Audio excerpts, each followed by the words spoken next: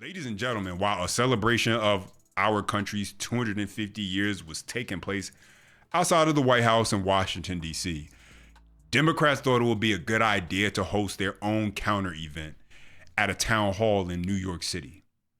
And so while everyone else was celebrating this country and everything that has been accomplished over the years, the left was busy complaining as usual, right?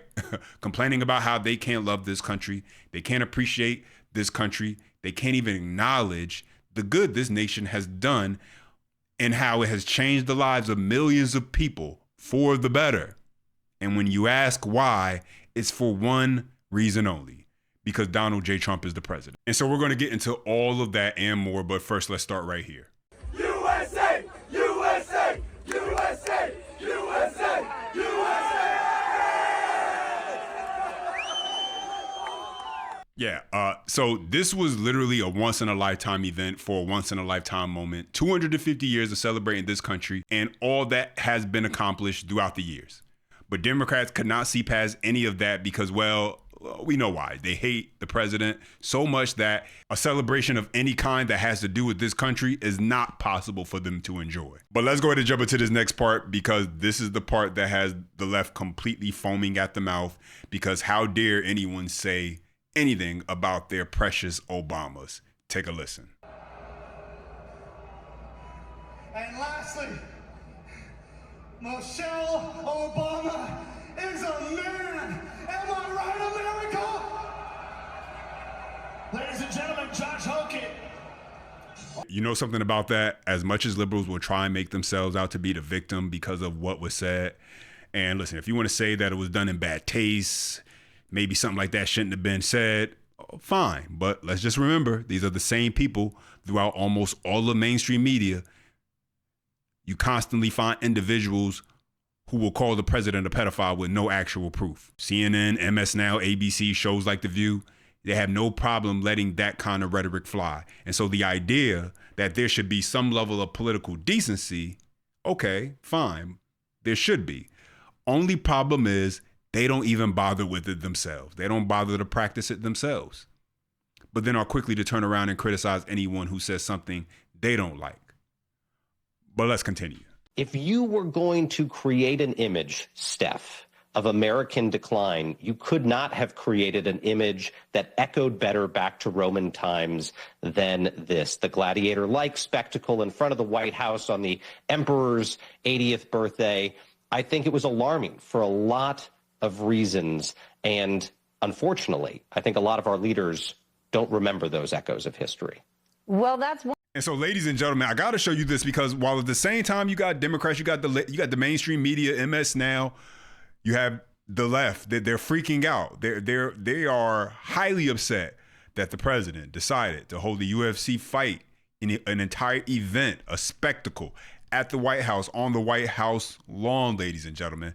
These same people, not too long ago, when Joe Biden, under the Biden administration, take a look here. This is the type of things that was happening under the Biden administration that seemingly they had no issue with. They were silent on. Take a listen.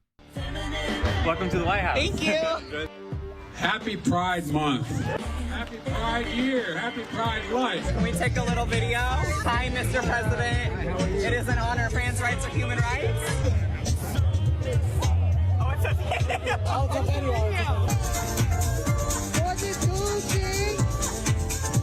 Are we topless at the White House? Yeah, so I wanted to show that because when you realize the same people who are frustrated, who are upset, who are ready to throw a temper tantrum because Trump decided to hold a UFC event at the White House, on the White House lawn, are the very same people who were perfectly fine. They were A-OK with that display taking place under the Biden administration. But this was a once-in-a-lifetime event, and it was something that Dana White, he said that probably wouldn't look to do any time in the future just because of the cost. And so take a listen to this. When you look at the ellipse and you see the amount of people that you've brought to Washington, D.C., do you feel like this is an event you can ever top, or do you just think, man, this is as good as it's going to get and we just have to write it into the history books? I mean, that's what I thought about the Sphere, and then here we are now. So I don't try to overthink that kind of stuff. It's just the Sphere happened, this happened, and I'm always looking to go to great arenas with, good technology and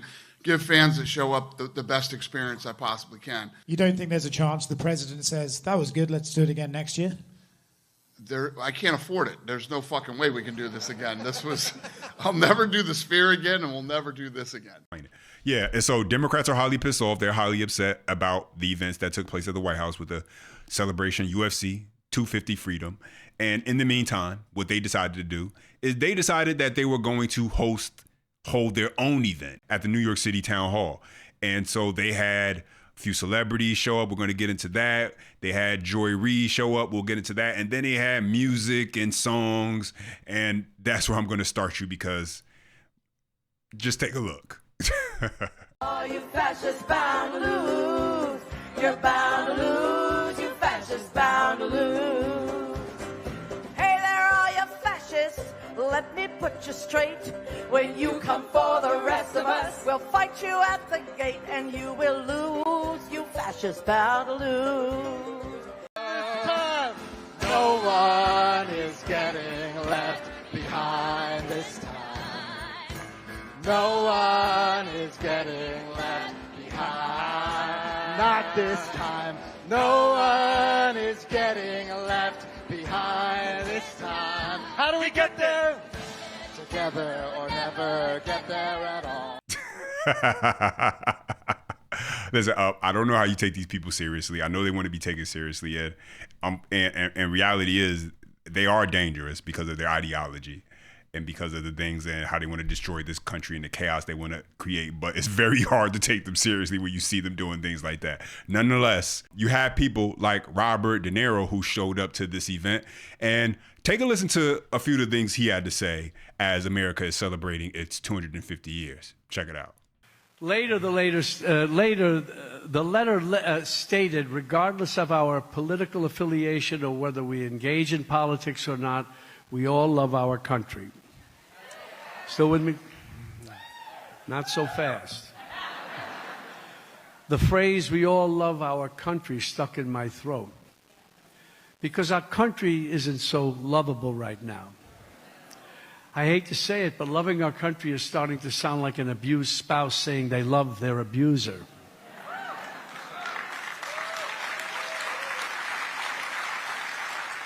I can't love a country that starts stupid and inhumane wars, killing thousands of innocents and indirectly causing the deaths and suffering of millions more. I can't love a country that takes health care away from millions of people and uses that money to enrich their pals in the Trump-Epstein class.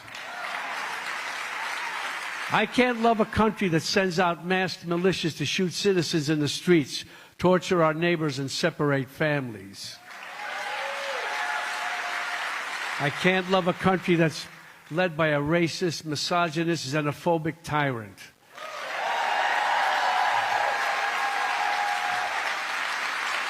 And let me just say it. I can't love the country that's led by Donald Trump. Yeah, this is wild. These people are truly sick and deranged in the head. If you really believe that you can't love this country because who the president is, then number one, that's a you problem. But number two, that means you really don't love this country at all. As long as we got the freedoms that we have currently in this country and we continue to have them, freedoms like no other country around the world, I'm going to be proud to be an American. I don't need everything to be perfect. I don't expect there to be no problems. I understand there's still things that need to be fixed and improved, yes.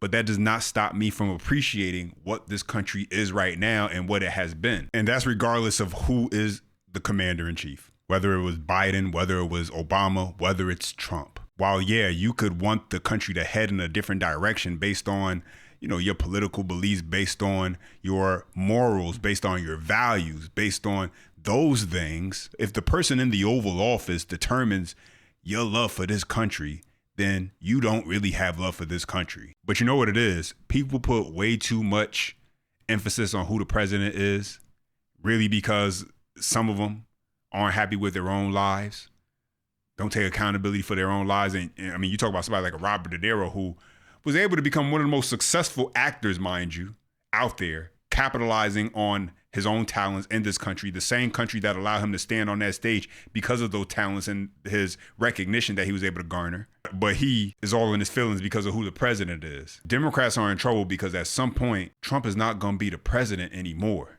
And when that happens, their whole identity is going to be lost because that is all they have become. The party that opposes, that hates Trump. That's it. That's their brand. That's their message. That's their entire political personality.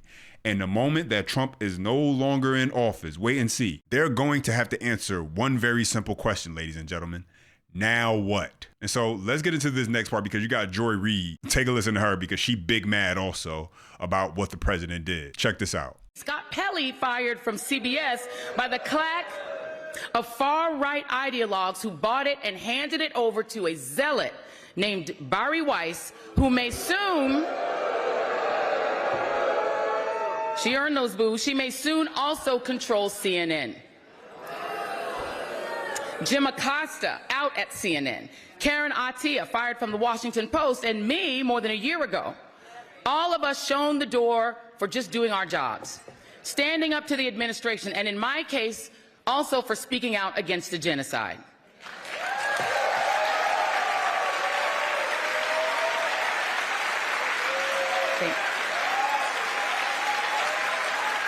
And it's not just journalists. Jimmy Kimmel suspended until the people rose up to put him back on the air. The Late Show with Stephen Colbert fired after more than 30 years that show was on the air because a certain orange asshole whose name is no longer on the Kennedy Center cannot take a joke.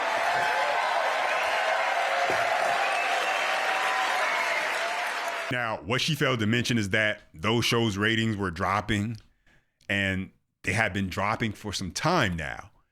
That's why they were canceled. People stopped watching the show. That's kind of what happens when you become a full-time propaganda machine for the Democrat Party, and when you're supposed to be a late-night talk show that makes people just, have a few laughs here and there, instead of just spending an entire show bashing the president because your Trump derangement syndrome is so out of control.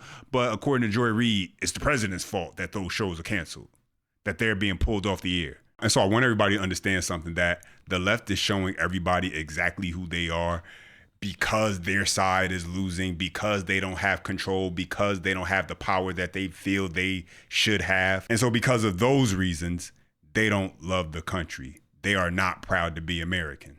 As the country prepares to mark its 250th anniversary, you're also looking at how Americans feel overall, Steve. Yeah, some big picture numbers on how folks feel about the country, where it is, some sobering numbers maybe. Take a look at this one. How proud are you to be an American, we asked, as we celebrate 250 years. So you see the different options here. Look, extremely proud, very proud. Those numbers together get you 56%.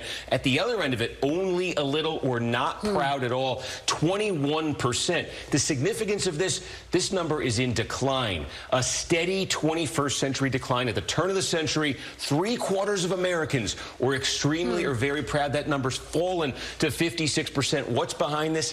It's familiar fault lines, Kristen, political, demographic. Check this out here. First, it's partisan. Look at this. Republicans are almost universally going to tell you extremely or very proud. Look at that number for Democrats. And meanwhile, only a little or not at all, 12 times as many Democrats say that compared to Republicans. Anyway, guys, I think I'll stop right there. Now I want to hear from you. Drop your comments down below. I appreciate when you guys chime in. Don't forget, you enjoy the content, smash that thumbs up. For more, subscribe to the channel. And as always, until next time.